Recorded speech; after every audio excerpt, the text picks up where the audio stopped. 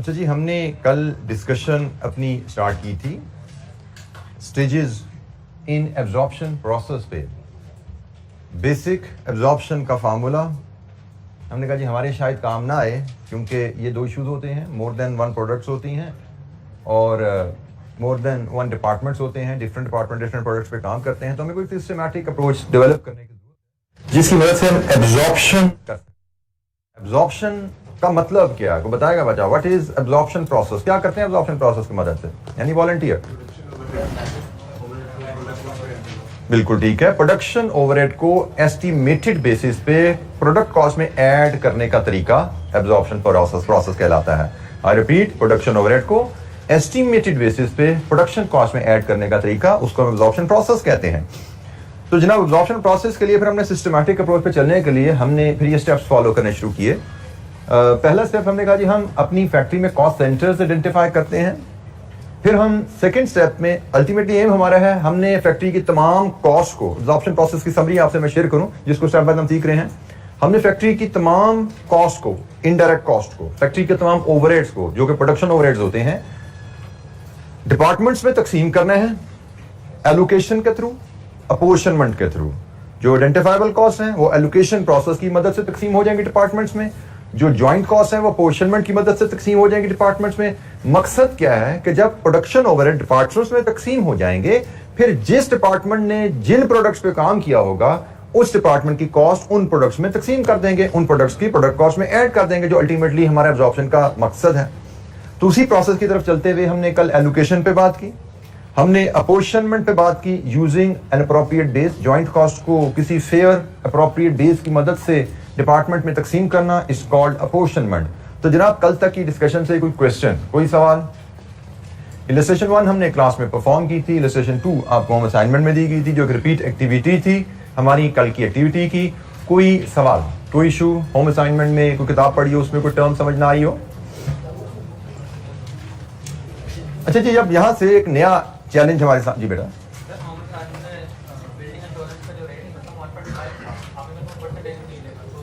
बेटा मैंने, देखो एक चीज मैंने बोली थी, अगर आप समझो तो, मैंने ये नहीं कहा था इंश्योरेंस का रेट परसेंटेज में निकलेगा। मैंने कहा था जहां पे कॉस्ट की बेस भी रुपीज में हो, कॉस्ट ओवर बेस करते हो ना, फिर रेट निकलता है, तो जहां पे बेस भी रुपीज में हो वहां पे रेट परसेंटेज में निकलेगा भाई। रुपीज ओवर रुपीज इंटू 100 करो तो परसेंट निकलेगा। तो आपकी बेस क्या है बिल्डिंग इंश्योरेंस में? शायद एरिया। ठीक है, तो असूल को समझा करो। आपने बस ये याद रख लिया जिससे मुझे बहुत सख्त चिढ़ है, इंश्योरेंस का रेट परसेंटेज में निकलेगा, बात खत्म होगी। सोचना ना, बट तो भाई सोचने की आदत डालो, तरह दिमाग को इस्तेमाल करने की आदत डालो। जो कहा है असूल वो सोचो, वो असूल जहां जहां लगना है वो सोच के लगाओ। ठीक है, मैंने आपको शुरू में एक बात की थी कि आपने असूल याद रखने, मिसालें नहीं याद रखनी। आपने मिसाल याद रखी, वही गलती जिससे मैं आप लोगों को बचाना चाहता हूं।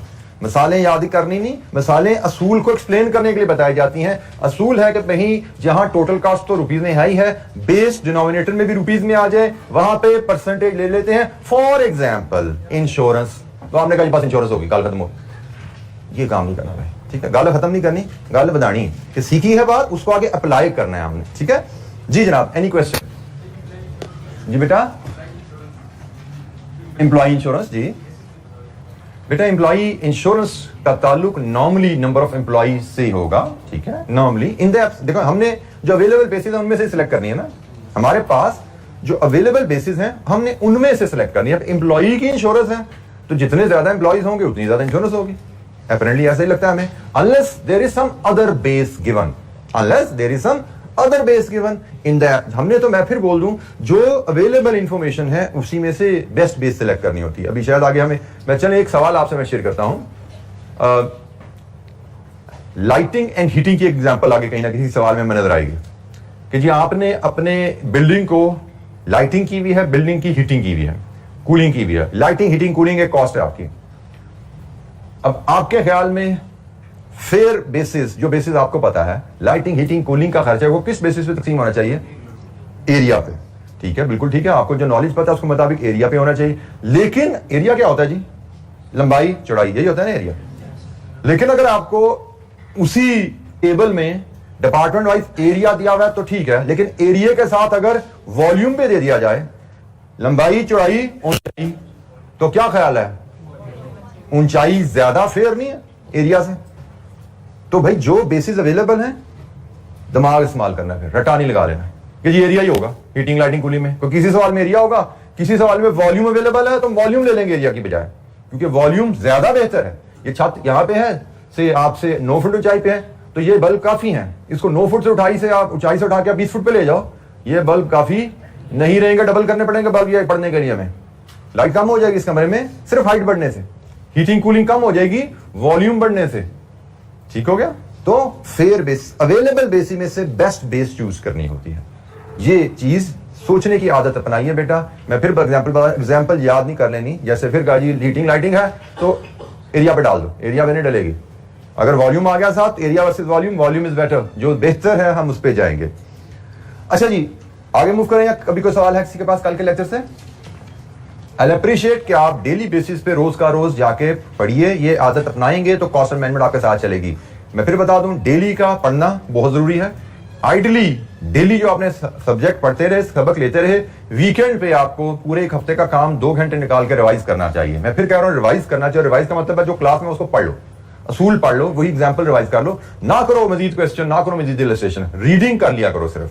अगर आप सिर्फ इस आदत के साथ चलते रहो, हाँ करेंगे प्रैक्टिस, जब मजीद टाइम मिलेगा टेस्ट की तैयारी करेंगे उसमें क्वेश्चन भी कर लिया करेंगे, लेकिन रीडिंग हम रोज की रोज, इलस्ट्रेशन रोज की रोज, बेसिक इलस्ट्रेशन, और साथ वीकेंड पे दोबारा रीडिंग कर ली और फिर इलस्ट्रेशन कर ली, फिर साथ साथ टेस्ट आएंगे, फिर पढ़ा करेंगे तो टेस्ट की तैयारी हमारी ऐसे हुआ करेगी, तब 2 सवाल भी कर लिया करेंगे साथ। इस आदत से चलते हुए अगर आपने कोर्स के 4 महीने गुजारे तो ये पेपर आपका इंशाल्लाह ऐसे 60-70 नंबर पे निकलेगा इंशाल्लाह। ठीक है, लेकिन अगर आपने इसको पेपर को छोड़ दिया, सीए में बेटा की याद रखना, आपको पहले दिन से एग्जाम की तैयारी के लिए आप बैठे हो। ये ऐसा नहीं होता कि आप जी जिस तरह मैट्रिक इंटर में करते आते थे कि 10 महीने चिल किया, आखिरी 2 महीने बैठ के टिक के पढ़ लेंगे हो जाएगा, कि जब कोर्स खत्म होगा एग्जाम लीव आएंगे फिर पढ़ेंगे। सीए में ऐसा नहीं होता। सीए क्या, किसी भी सेमेस्टर स्टडी में जहां पे 6 मंथली एग्जाम होते हैं, ऐसा नहीं होता। जब आप क्लास में बैठते हो you have to start preparing for the exam right from the first lecture. आपके जेहन में होना चाहिए भाई क्लासें, यानी कि कोर्स खत्म होगा फिर मैं तैयारी करूंगा एग्जाम की, मेरी तैयारी क्लास के साथ शुरू हो चुकी है। इस आदत को जितनी जल्दी अपनाओगे उतनी जल्दी आप सीए में स्मूथ हो जाओगे अपनी स्टडीज में। आखिरी महीने में सीए का कोई सब्जेक्ट नहीं है जो आप तैयार कर सको, क्योंकि ये वही सब्जेक्ट होते हैं जो आपको इनका वॉल्यूम उतना ही होता है जो आपको अगर मैट्रिक में पढ़ाए जाते हैं ना तो 1 साल में पढ़ाए जाते हैं, और यहाँ पे हमने आपको 4 महीने में पढ़ाने होते हैं। तो वहां पे तो आप अफोर्ड करते हो 1 साल में आपको पढ़ाया जाएगा, 2 महीने के लिए घर भेज दिया जाएगा कि जाओ जी तैयार कर लो, वहां पे कर सकते हो आप, यहाँ पे आप नहीं कर सकते। और वहां पे भी 2 महीने में जो आखिरी पढ़ते हैं वो 50-60% नंबर लेने वाले बच्चे होते हैं।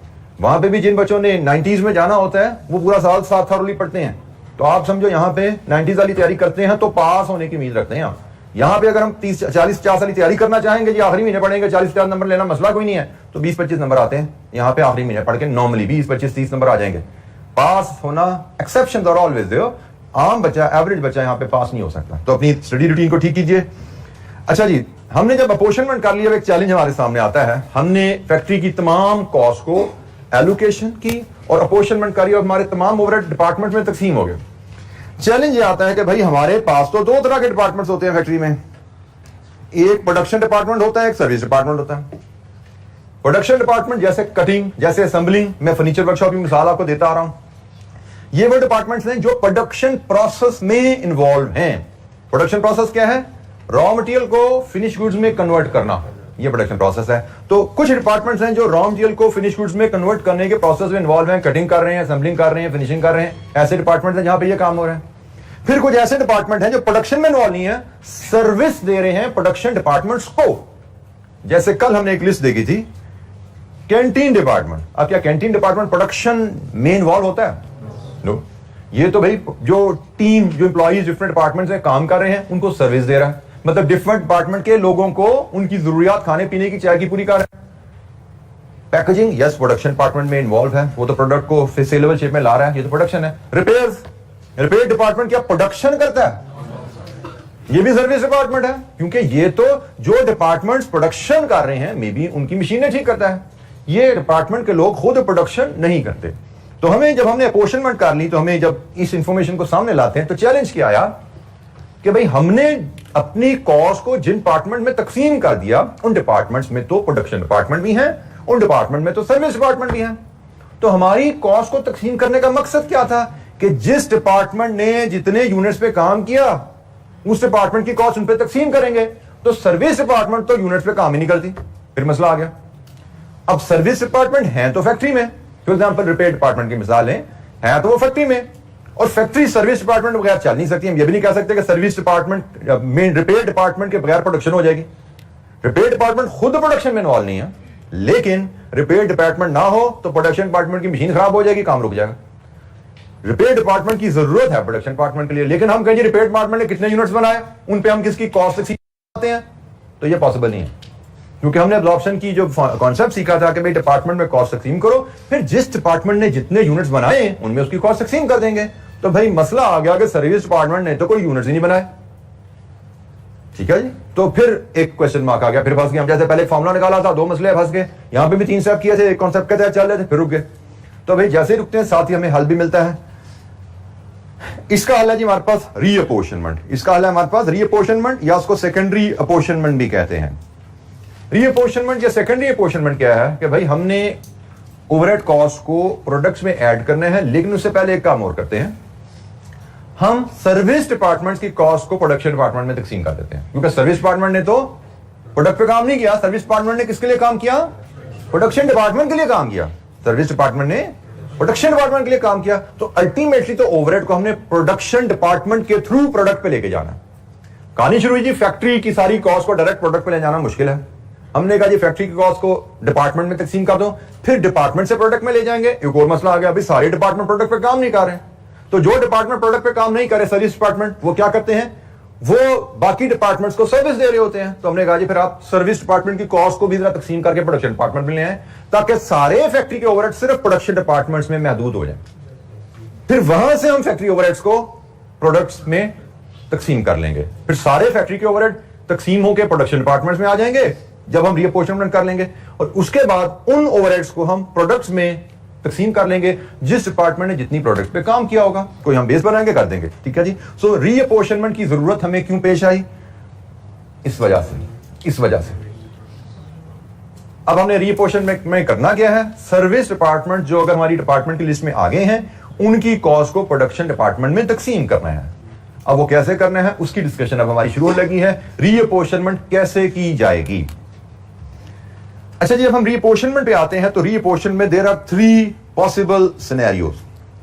हमें रीअपोर्शनमेंट 3 तरह की सिचुएशन मिल सकती हैं।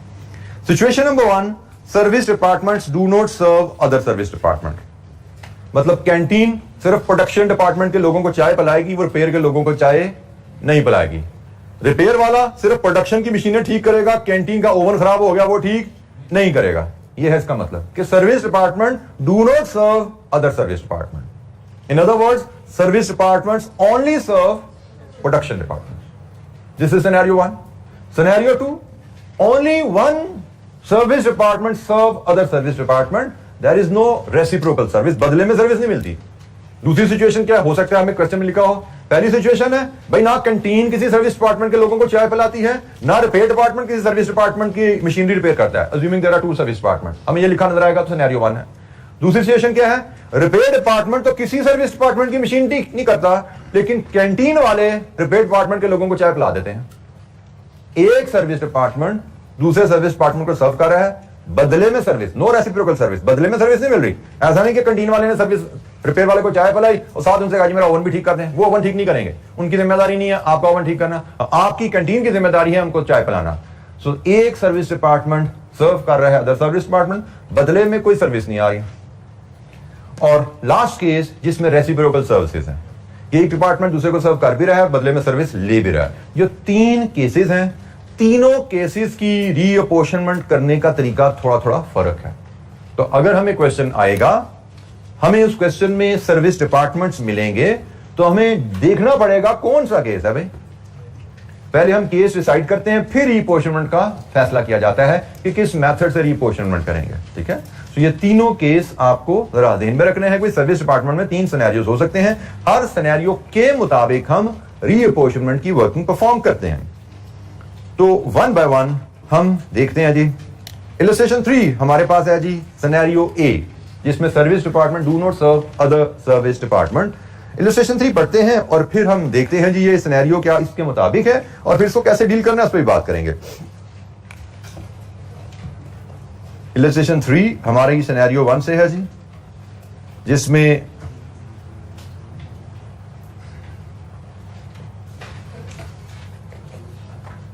जी बेटा,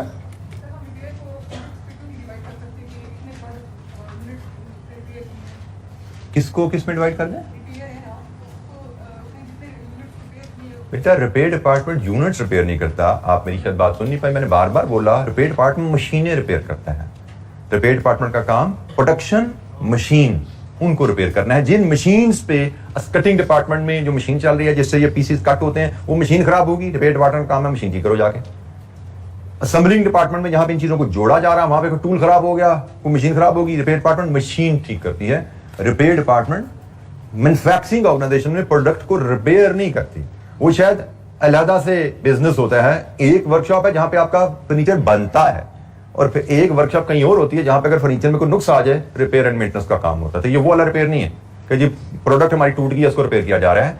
ये मैन्युफैक्चरिंग ऑर्गेनाइजेशन का रिपेयर डिपार्टमेंट है जिसका काम मैन्युफैक्चरिंग प्रोडक्शन प्रोसेस में यूज होने वाली मशीनरी को रिपेयर करना होता है। ठीक है, प्रॉब्ली आप इसको प्रोडक्ट रिपेयर से कंफ्यूज कर रहे हैं। This is not product repair, this is repair department in a factory. उसका मकसद मैंने बता दिया।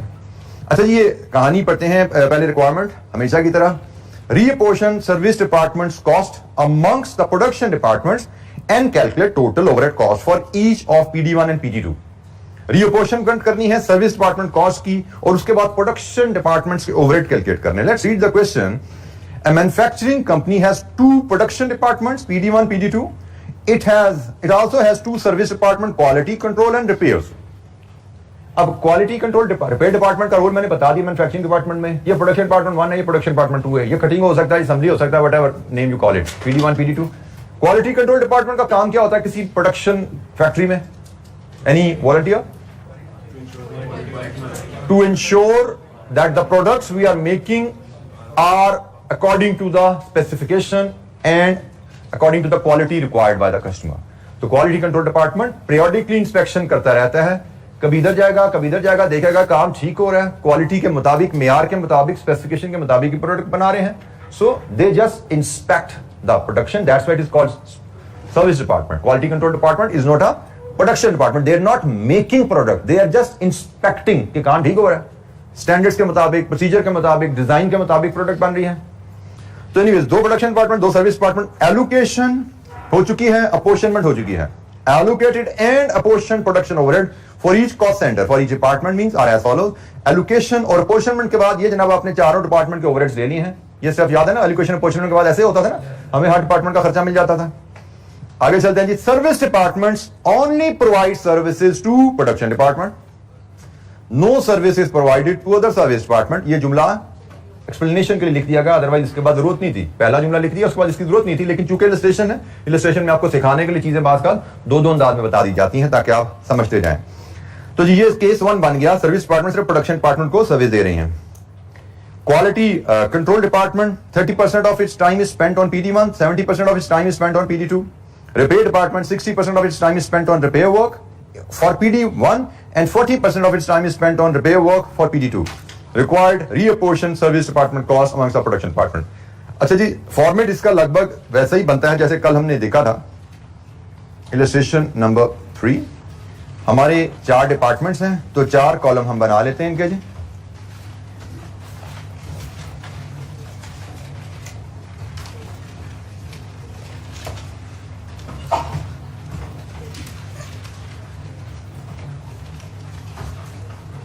एक चीज मेरे ध्यान से बात कर निकल जाए, अगर आपको कोई चीज समझ नहीं आई, आपको नोट करने के लिए टाइम चाहिए। वैसे तो ये जैसे मैंने कहा कि ये चीजें सारी मैं आपको डेली शेयर करता रहूंगा इंशाअल्लाह। इन केस कभी मुझे भूल जाऊं तो आप मुझे बाय आफ्टरनून इवनिंग में मुझे रिमाइंडर डाल दीजिएगा अगर नोट्स आपसे शेयर नहीं होते। लेकिन उसके बावजूद there are certain students who wants to make note of everything.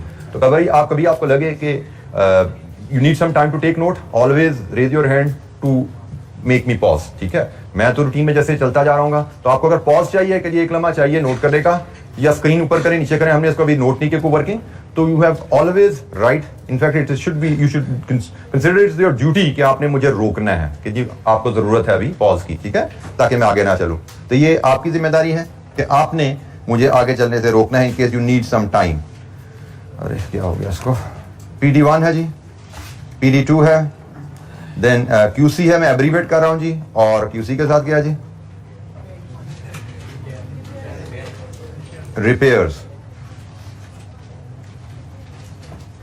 ये जी 4 डिपार्टमेंट और इनकी एलोकेटेड एंड अपोर्शन्ड ओवरहेड्स, वो ऐसे एब्रीवेट कर रहा हूं, हमें क्वेश्चन में गिवन है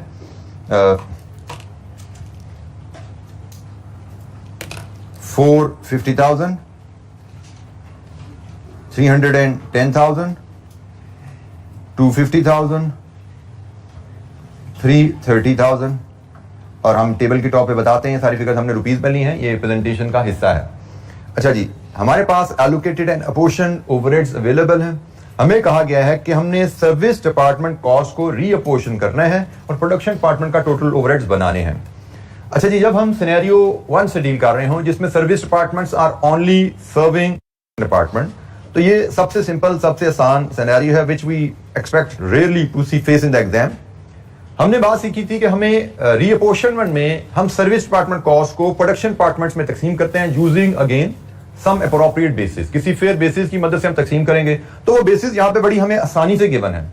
उसने कहा जी क्वालिटी कंट्रोल का टाइम स्पेंट 30% PD1, 70% PD2 और रिपेयर डिपार्टमेंट का टाइम स्पेंट 60% PD1, 40% PD2।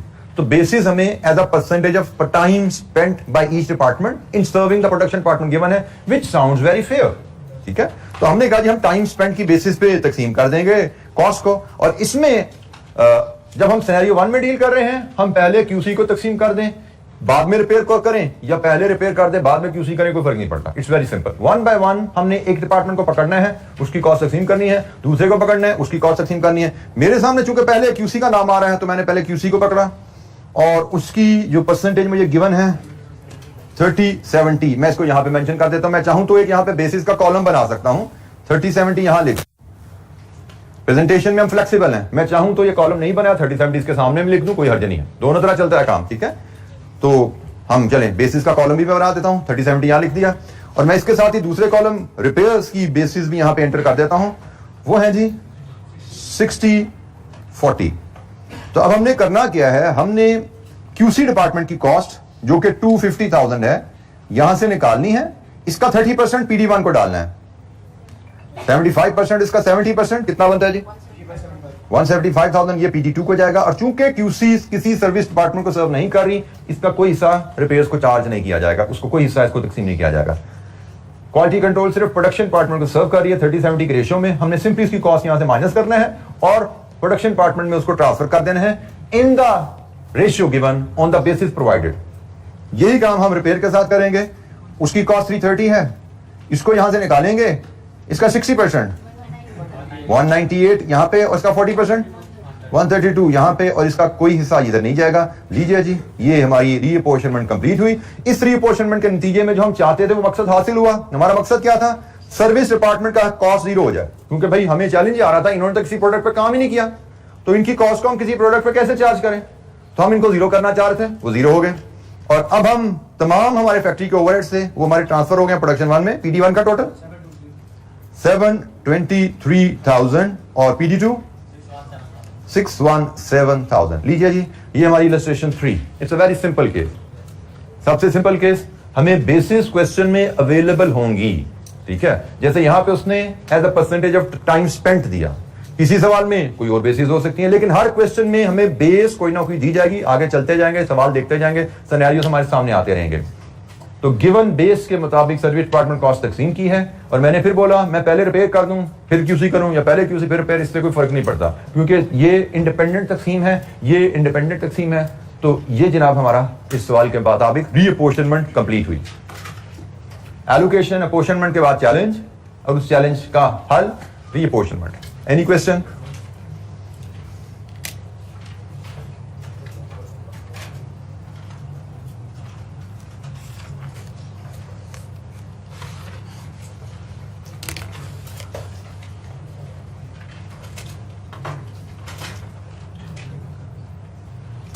अच्छा जी, नेक्स्ट सिनेरियो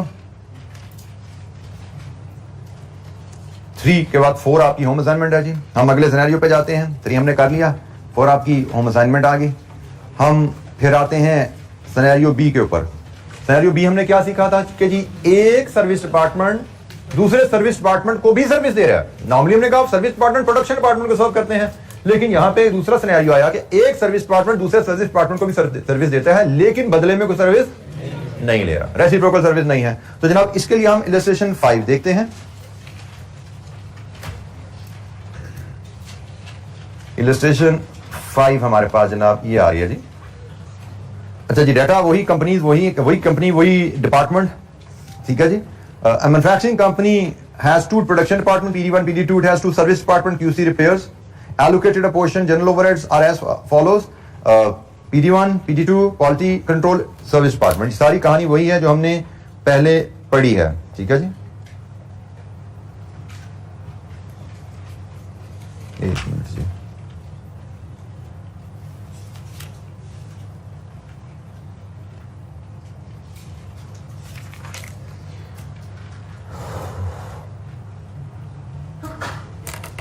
अच्छा जी, quality control department is only providing service to production departments, whereas repairs department is also serving quality control department. तो ये scenario भी हो गया कि एक सर्विस डिपार्टमेंट सिर्फ प्रोडक्शन डिपार्टमेंट को सर्व कर रहा है, लेकिन दूसरा सर्विस डिपार्टमेंट एक सर्विस डिपार्टमेंट को भी सर्व कर रहा है। Quality control department 30% of its time is spent on PD1, 70% on PD2. Repair department 50% of time spent on PD1, 40% of time spent on PD2, and 10% time spent on repair work in quality department, ठीक है जी। तो ये सारा scenario वही पिछले सवाल जैसा, फर्क सिर्फ यहां पे ये आ गया कि भाई एक सर्विस डिपार्टमेंट दूसरे सर्विस डिपार्टमेंट को भी सर्व कर रहा है। तो इसका जनाब फॉर्मेट ड्रॉ करते हैं हम रीअपोर्शनमेंट के लिए। फॉर्मेट वही रहेगा जो हमने पिछले सवाल में ड्रॉ किया था। इलस्ट्रेशन नंबर 5 हम देख रहे हैं जी।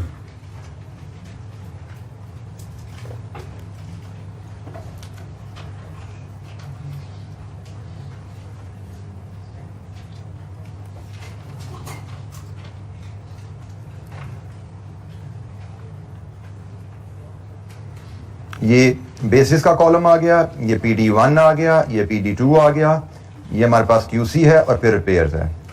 सबसे पहला काम, आप एलोकेटेड एंड अपोर्शन ओवरहेड जो आपको गिवन है उनको लेके आइए। एलोकेटेड एंड अपोर्शन ओवरहेड्स जो कि क्वेश्चन में हमें रेडीली अवेलेबल हैं।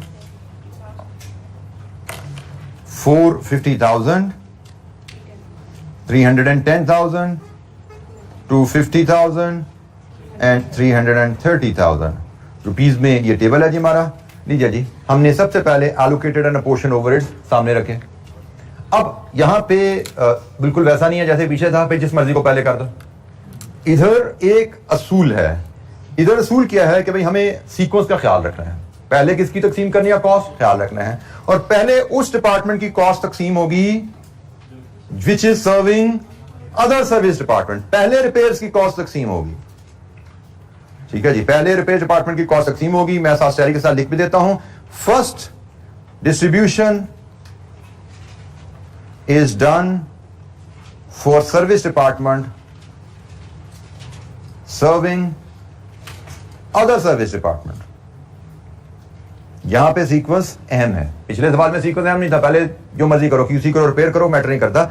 इधर मैटर करेगा। इधर पहले हम रिपेयर्स को करेंगे और उसके बाद हम QC को तकसीम करेंगे। बेसिस हमें जो क्वेश्चन में गिवन है, रिपेयर्स की बेसिस है 50 40 10, 50 40 एंड 10, और QC की बेसिस है 30 70। तो लीजिए जनाब, पहले रिपेयर की कॉस्ट को तकसीम करते हैं। 330,000 को यहां से निकालते हैं और इसका 50% PD1, 40% PD2 और 10% QC 33,000। लीजिए जी, हमने रिपेयर की कॉस्ट पकड़ी और रिपेयर ने जिस डिपार्टमेंट को जितनी सर्विस दी थी उसके हिसाब से रिपेयर की कॉस्ट हमने डिपार्टमेंट्स में तकसीम कर दी। अब हमने क्वालिटी कंट्रोल डिपार्टमेंट की कॉस्ट पकड़नी है और उसको तकसीम करना है, लेकिन ख्याल रखना है कि अब क्वालिटी कंट्रोल की कॉस्ट 283 हो चुकी है। अब क्वालिटी कंट्रोल की कॉस्ट 283 हो चुकी है। अब ये 283 को हमने तकसीम करना है। हमने 283 को तकसीम करना है। इसका 30% 84,900, इसका 70% 198 100। और जनाब इसका कोई हिस्सा यहां नहीं जाना क्योंकि quality control department repair department को सर्विस नहीं दे रहा। तो लीजिए जनाब, ये हमारी रीअपोर्शनमेंट कंप्लीट हुई। यहां पे भी 0 हो गया, यहां पे भी 0 हो गया। यही हमारा मकसद था रीअपोर्शनमेंट का कि सर्विस डिपार्टमेंट की सारी कॉस्ट यहां से निकले और सारी की सारी प्रोडक्शन डिपार्टमेंट में पहुंच जाए, ताकि जिस डिपार्टमेंट ने जितने यूनिट्स बनाए हैं उन यूनिट्स पे उसकी कॉस्ट तकसीम की जाए। तो जनाब बताइए PD1 का टोटल 6,999,000 और जनाब PD2 100। लीजिए जी, ये हमने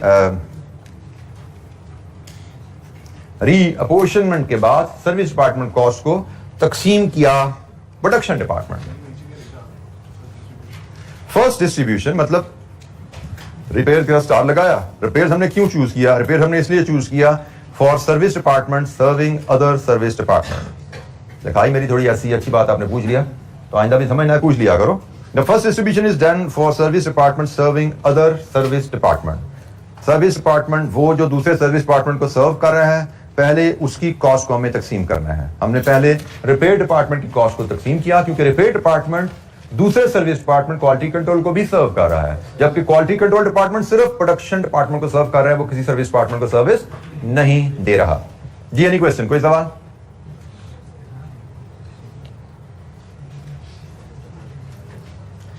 अच्छा जी, एक हमारे प्लान के मुताबिक जो इलस्ट्रेशन 6 है, it is your class activity. तो जनाब इलस्ट्रेशन 6 परफॉर्म कीजिए, जरा पढ़िए और इसको परफॉर्म कीजिए। Illustration number 6 is class activity. ये जी इलस्ट्रेशन 6 है, पेज नंबर आपके 19 पे आ रही है, पेज 18 की बॉटम से शुरू हो रही है। रिक्वायरमेंट्स की सेम है। Reapportion service department cost amongst the production departments and calculate total overhead cost for each PD1, PD2, PD3। यहाँ पे प्रोडक्शन डिपार्टमेंट्स 3 हैं और सर्विस डिपार्टमेंट्स 2 हैं, S1, S2। तो आपने S1, S2 की कॉस्ट को तकसीम करना है प्रोडक्शन डिपार्टमेंट में। सवाल पढ़िए, कोई चीज समझ नहीं आती पूछिए। ये यकीनन सिनेरियो 2 से सवाल है, जिसमें सिर्फ एक सर्विस डिपार्टमेंट प्रोडक्शन डिपार्टमेंट के अलावा दूसरे सर्विस डिपार्टमेंट को भी सर्व कर रहा है।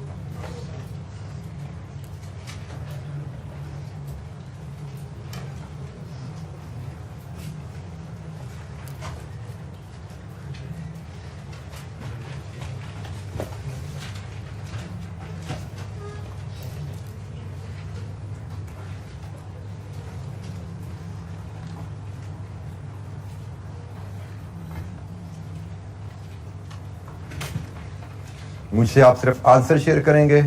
PD1, PD2, PD3 इनकी फाइनल कॉस्ट क्या है? Total overheads, total production overheads in department के जिम्मे क्या आते हैं? रीअपोर्शनमेंट के बाद एलोकेशन अपोर्शनमेंट पहले हुई भी है।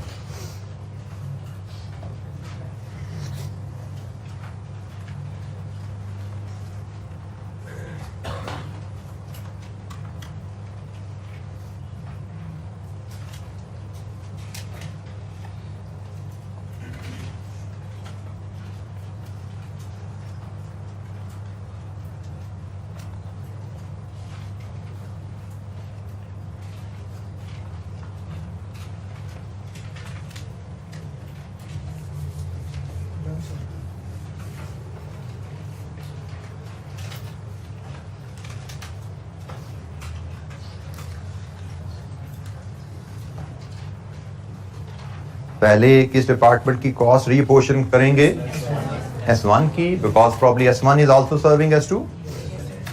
तो पहले S1 की कॉस्ट को तकसीम करने हैं और फिर S2 की कॉस्ट, S2 की एडजस्टेड कॉस्ट को तकसीम करना है।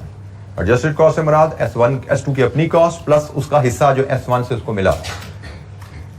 तो क्या आंसर आया जी? एक स्टूडेंट हमें क्या था, सॉरी 180,000 PD1 जी, PD2 310, 250। ओ काका मुझे आंसर बता, तू मुझे कहानी लिखाना शुरू कर दिया। मैं PD1 288,600, 519,200, 337,200। लीजिए जी, ये हमें आंसर बताए गए हैं फाइनल रीअपोर्शनमेंट के बाद। 3 प्रोडक्शन डिपार्टमेंट्स के खर्चे ये आ रहे हैं। वेरीफाई कीजिए ये फिगर्स को। कोई डिसएग्रीमेंट है किसी स्टूडेंट का तो पूछिए। कोई मैच नहीं कर रहा हमका आंसर इन वैल्यू से, तो we may like to check कहीं गलती तो नहीं।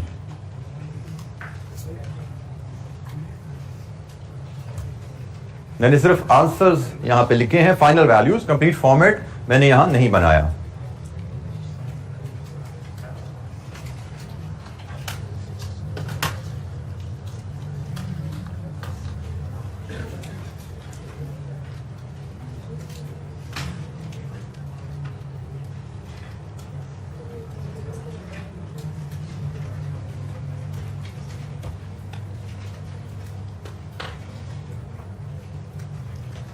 एक आदत जो प्रेजेंटेशन के लिए आप लोगों को डेवलप करनी है, मैंने आसपास कुछ रजिस्टर देखे, आगे चल के मजीद भी मैं आप लोगों के पास भी आऊँगा, रजिस्टर देखा करूँगा जैसे जैसे काम आप करेंगे। टेबुलर वर्किंग है ये, तो टेबुलर वर्किंग को लाइंस लगा के प्रेजेंट करना सीखिए, आदत डेवलप कीजिए। एग्जाम में प्रेजेंटेशन की अहमियत बहरहाल होती है, क्योंकि एग्जाम में कहा जाता है कि आप एग्जामिनर की जिंदगी जितनी आसान बनाओगे वो उतना ही अच्छा आपसे सलूक करेगा, और उसके लिए बेहतर प्रेजेंट करना जरूरी होता है। तो कोशिश किया करें, क्लियर प्रेजेंटेशन, साफ सुथरी प्रेजेंटेशन की आदत डालें। और रूलर एक अहम इंग्रेडिएंट है, एक कंपोनेंट है न्यूमेरिकल क्वेश्चन में जब टेबुलर वर्किंग आप प्रेजेंट कर रहे हैं। तो मेक श्योर कि आप रूलर को यूज किया करें, अपने साथ रजिस्टर में एक परमानेंट कैरी करें, क्योंकि आगे हमने बहुत से क्वेश्चंस टॉपिक ऐसे करने हैं जिनमें हमें इसकी जरूरत पड़ने वाली है। तो एक छोटा सा 6 इंच रूलर प्लास्टिक या स्टील अपनी किताब का या रजिस्टर का परमानेंट हिस्सा बना लीजिए। जी, एनी क्वेश्चन? किसी बच्चे को कोई दिक्कत यहाँ पे? अच्छा जी, ये दो तो बड़े सिंपल थे सिनेरियो थे, और ये पोर्शनमेंट के जो हमने डील किया। बाय द वे, हम जब पास पेपर क्वेश्चन पे भी जाएंगे तो हमें इस सिनेरियो में से मुझे लगता है 0 क्वेश्चन मिलेगा, क्योंकि बहुत ही सिंपल है। 0 क्वेश्चन आ सकता है, यानी कि आ नहीं सकता, लेकिन 0 क्वेश्चन। इस सिनेरियो से शायद कोई एक सवाल हमें नजर आ जाए पास पेपर में, और मोस्ट ऑफ द क्वेश्चन जो हमें पास पेपर में नजर आते हैं ये पोर्शनमेंट के साथ, वो इस सिनेरियो से नजर आते हैं। मे बी आप कह सकते हो 10 सवाल आएंगे तो 10 में से 9 इस सिनेरियो से होंगे जो तीसरा हम देखने जा रहे हैं, और मे बी शायद एक सवाल इस सिनेरियो से हो। और यहां पे मैं फिर एक तो आपको दिला दूं, अगर आप नोट्स को पढ़ के टॉपिक रिवाइज नहीं करोगे तो देयर इज अ पॉसिबिलिटी कि पास पेपर में ये वाला सवाल आपकी नजर से ना गुजरे। तो अगर ये आपने नोट्स नहीं पढ़े तो ये असूल के पहले किसको तकसीम करना है ये आपके ज़हन से मिट हो जाएगा, और आप एग्जाम में पहुंच जाओगे तो there is a possibility, I am just giving you a hint, there is a possibility कि यू मे गेट स्टक, क्योंकि ये असूल आपने पास पेपर में आपने इसका सवाल देखा नहीं, नोट्स आपने पढ़े नहीं, एग्जाम में सवाल आ गया इस असूल पे, आप फंस जाओगे। तो इसीलिए आपको कहा जाता है भाई नोट्स की रिवीजन साथ साथ चलनी है, और आखिरी दफा नोट्स की रीडिंग जो आप करते हो the day before exam, exam से एक दिन पहले आखिरी दफा आपने कंप्लीट रीडिंग नोट्स की करनी है, सवाल नहीं करने, वहां पे नोट्स की रीडिंग कंप्लीट करनी होती है कि भाई हमारे सारे असूल हर टॉपिक की 100% कवरेज हमारी कंप्लीट हो। सवालों की प्रैक्टिस एग्जाम से 2 दिन पहले 3 दिन पहले हम छोड़ना चाहते हैं, छोड़ देनी चाहिए हमें। रीडिंग नोट्स की आखिरी दिन तक चलेगी। बहरहाल जी, अब हम आते हैं थर्ड सिनेरियो, उस पर थोड़ी सी बात करते हैं। Where all service departments are serving other service department, all service departments are serving other service department, मतलब QC से रिपेयर को दे रहे हैं सर्विस और रिपेयर QC को भी सर्विस दे रहा है। This is what is meant, मतलब रेसिप्रोकल सर्विसेज भी हैं। ए ने बी को सर्विस दी है तो बी ने भी बदले में ए को सर्विस दी है। कैंटीन ने रिपेयर्स को चाय पिलाई है तो रिपेयर्स वाले ने भी बदले में कैंटीन का ओवन रिपेयर किया है। तो जनाब, जब हम रेसिप्रोकल सर्विसेज से डील करते हैं तो हमारे पास 2 मेथड्स हैं, दोनों मेथड एक ही जवाब हमें देते हैं। एक थोड़ा लेबोरियस मेथड है जिसको हम रिपीटेड डिस्ट्रीब्यूशन मेथड कहते हैं, और एक थोड़ा अलजेब्रिक मेथड है जिसमें हम साइमल्टेनियस इक्वेशन यूज करते हैं। रेसिप्रोकल सर्विसेज जहां पे आ जाएं वहां पे हमें इन दोनों में से कोई सा method, repeated distribution method and यहां पे नंबर 2 शायद मिस हो गया, ये नंबर 2 साइमल्टेनियस इक्वेशन मेथड में से कोई भी मेथड यूज किया जा सकता है।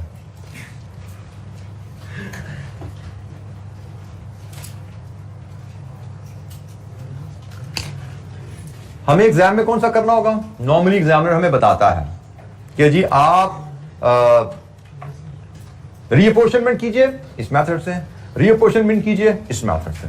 तो इन दोनों मेथड्स को हम सीखेंगे। एग्जाम में हमें दोनों मेथड्स पे क्वेश्चन मिलते हैं। अगर इन दोनों मेथड में से भी बात करूं तो ज्यादा इस पे क्वेश्चन मिलेगा, क्योंकि ये लेबोरियस है, ये अलजेब्रा बेस्ड है, आंसर दोनों से सेम आ रहे होते हैं। तो रिपीटेड डिस्ट्रीब्यूशन क्या जी? इलस्ट्रेशन 7 पे आते हैं, उसको पढ़ते हैं और देखते हैं जी इसमें क्या है हमारे लिए सीखने को। Requirement same, reapportion service departments cost amongst production department using repeated distribution method and calculate total overhead for each production department. Same requirement जो पीछे हमने illustration देखी उनमें आती नहीं है। A manufacturing company has 2 production departments, machining and assembly, ये production department है, and 2 service departments, repairs and QC. The following information is available. Allocated and apportion cost total 120 है, और allocation apportionment के बाद machining के, assembly के, repairs के और QC के का खर्चे हैं। Work done by the service departments, repairs ने क्या काम किया जी? टोटल 100% जो रिपेयर ने काम किया उसमें से 50% मशीनिंग के लिए, 20% असेंबली के लिए और 30% क्वालिटी के लिए। और क्वालिटी कंट्रोल ने जो काम किया अपने 100% काम का 30% हिस्सा टाइम उसने या हिस्सा उसने मशीनिंग को दिया, 55 असेंबली को और 15 रिपेयर्स को। लीजिए जी, हमें एलोकेटेड अपोर्शन कॉस्ट दे दी गई है। हमें हर सर्विस डिपार्टमेंट ने दूसरे डिपार्टमेंट को जितनी सर्विस दी वो दे दी गई है, और हम देख रहे हैं कि रिपेयर्स क्यूसी को सर्व कर रहा है और क्यूसी रिपेयर्स को सर्व कर रहा है। This is a case of reciprocal services. इसको हम रेसिप्रोकल सर्विसेज कहते हैं कि रिपेयर ने क्वालिटी कंट्रोल को सर्व किया और बदले में रिपेयर ने क्वालिटी कंट्रोल से सर्विस ली। This is called reciprocal services. Reciprocal services को हमें कहा गया सवाल में क्लियरली रिपीटेड डिस्ट्रीब्यूशन मेथड की मदद से हल कीजिए। हमें जब भी रेसिप्रोकल सर्विसेज से डील करने को कहा जाएगा, वी विल बी टोल्ड कि किस मेथड के तहत करें इसको। 2 मेथड होते हैं, तो हमें मेथड बताया जाएगा। अच्छा, जिसका फॉर्मेट रीअपोर्शनमेंट का वही है जो हमने पहले सीखा। तो हम इलस्ट्रेशन नंबर 7, 4 डिपार्टमेंट्स हैं, तो 4 कॉलम हमें इसके चाहिए।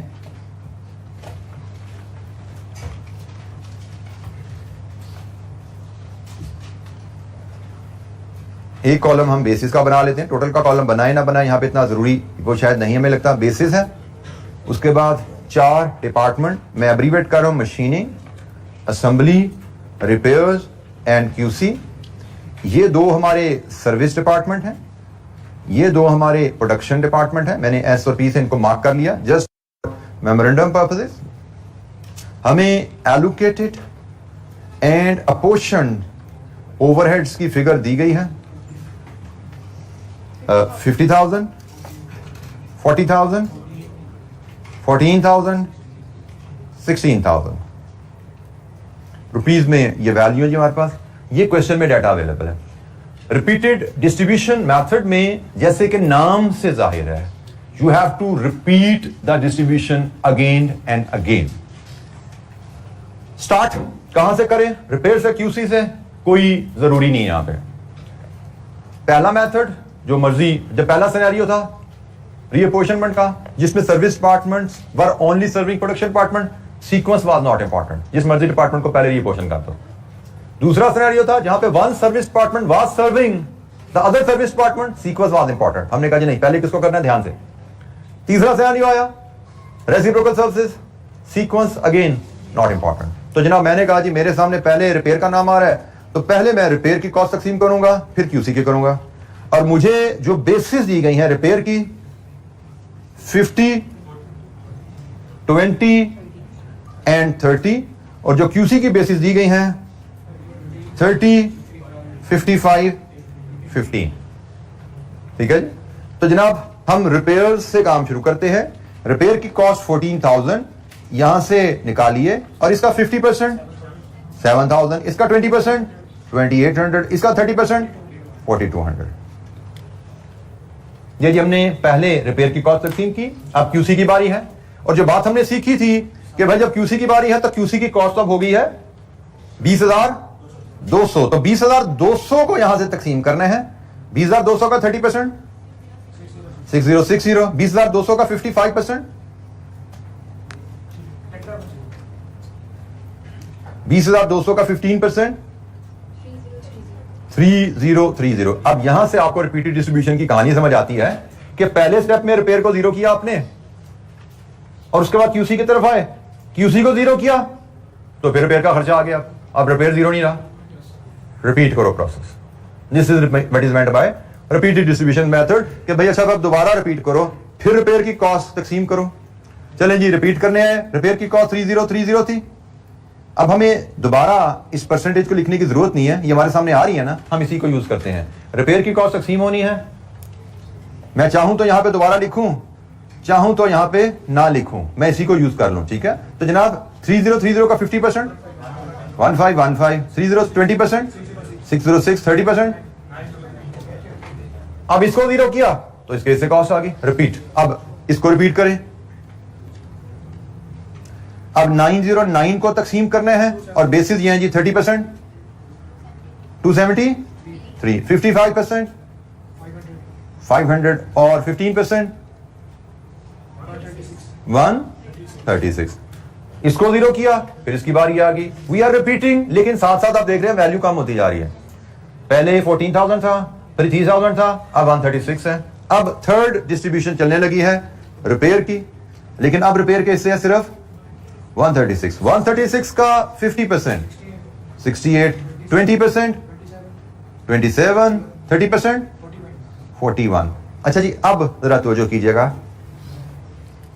Unless examiner instructs otherwise, unless examiner instructs otherwise, we don't have to go beyond 3 distributions. Third distribution पे हमने चैप्टर क्लोज करने हैं। अगर हम जिस तरह चल रहे हैं इस तरह चलते रहे, ये तो नेवर एंडिंग स्टोरी होगी ना, कहानी कभी खत्म ही नहीं होगी।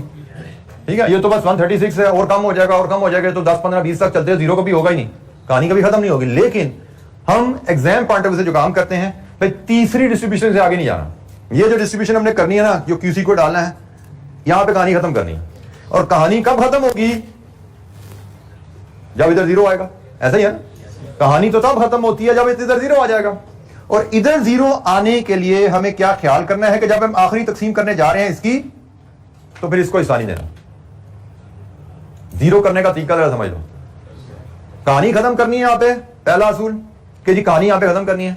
कहानी कब खत्म होती है? जब ये 0 0 हो जाए। तो 41 को माइनस करेंगे यहां से, ये तो जीरो हो गया, लेकिन इसको जीरो रखने के लिए जरूरी है कि ये भी जीरो रहे। और ये जीरो कब रहेगा? क्वालिटी कंट्रोल में हम वैसे तो करते हैं 30, 55, 15, लेकिन अब आखिरी दफा सिर्फ 30 और 55 होगा, 15 नहीं होगा, तभी जीरो होगी ना कहानी। हमने इसके सिर्फ 30 और 55 करने हैं, 15 नहीं करना। मतलब इसके हमने 100 हिस्से नहीं करने, इसके हमने 85 हिस्से करने हैं इसके। ये ख्याल रखना, अब ये परसेंटेज नहीं रहेगी। अब 100 हिस्से थे तो परसेंटेज थी 30%, 55%, अब ये परसेंटेज नहीं है, 15 हमने गायब कर दिया। तो अब ये इसके 30 हिस्से, 55 हिस्से, बताओ कितने हैं जी? कितना जी? 18 और 23। लीजिए जी, ये कहानी हमारी कंप्लीट हुई। This is 12। और ये जनाब बेटा 41 के 2 हिस्से होने हैं। आप अगर दिक्कत हो रही है तो 41/85 इंटू 30 ये एक हिस्सा है, और 41/85 इंटू 55 ये दूसरा हिस्सा है। अब बोलिए जी, पहला 12 है, दूसरा क्या है? 23। तो 23 प्लस 12 कितना बनता है?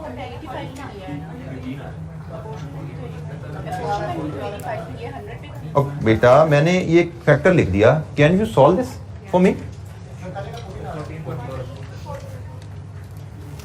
14 दूसरे का 27। तो भाई 41 को हम तकसीम कर रहे हैं, टोटल तो 41 लाओ यहां पे।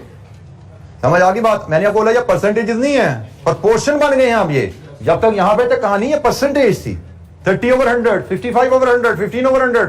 यहां पे जब आए हैं तो 30/85 है और 55/85 है। इसको आप अगर देखना चाहो तो इसको ऐसे भी पढ़ लो, अगर आपको पढ़ना ऐसे मुनासिब लगता है तो इसको ऐसे पढ़ लो। तो जनाब तीसरी डिस्ट्रीब्यूशन आखिरी होती है, और आखिरी डिस्ट्रीब्यूशन करने के लिए जरूरी क्या है कि भाई अब हमने सर्विस डिपार्टमेंट को हिस्सा नहीं देना। अच्छा जी, आज के लिए इतना ही। कल मजीद एक्टिविटीज हम रिपीटेड डिस्ट्रीब्यूशन की भी करेंगे और साइमल्टेनियस इक्वेशंस पे भी बात करेंगे। अभी बात हमारी चलती रहेगी इंशाअल्लाह। दिस इज द एरिया जिस पे हमें काफी ज्यादा एक्टिविटीज हम करेंगे। पिछले तो आसान चीजें थी, हम जल्दी जल्दी से गुजरते आए, इस पे हम ज्यादा काम करेंगे इंशाअल्लाह।